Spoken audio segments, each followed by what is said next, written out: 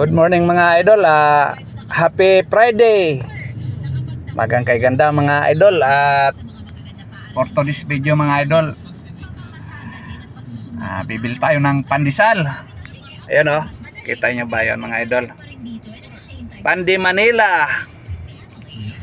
At para pagdating mamaya sa ating pupuntahan magkakape tayo. Mas masarap magkape pagka may pandesal mga idol, kaya bibili tayo ng pandesal para mamaya pagkape meron tayong pandesal. Yun oh. Pasko na pala dito mga idol. Yan. Pandi Manila. Pandi Manila pero nandito sa Taguig mga idol. Ayun. At yun,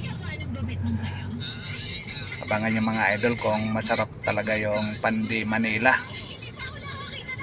Ito na oh, salamat sa sponsor salary deduction daw to. Mamaya tikman natin pagdating sa pupuntahan natin kung masarap nga talaga yung Pandi Manila. A few moments later. Kape. Ano to? Yung stick tsaka sukal mga idol.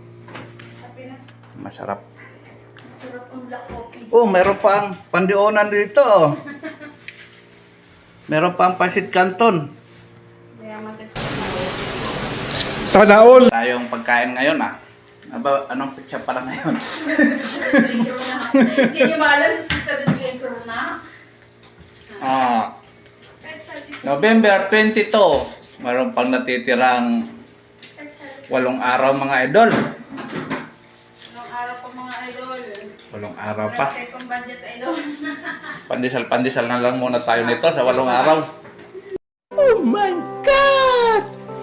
Wow! Okay.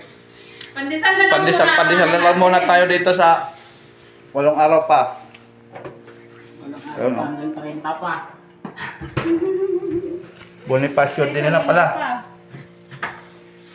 May isang linggo pa tayo. Pandesal.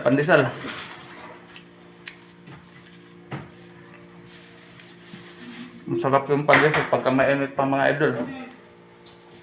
Pero kung malamig na, masarap pa din.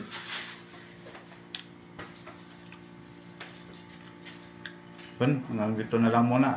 Thank you for watching. Kape na mga idol. Samahan nyo ng pandesal. Para masarap.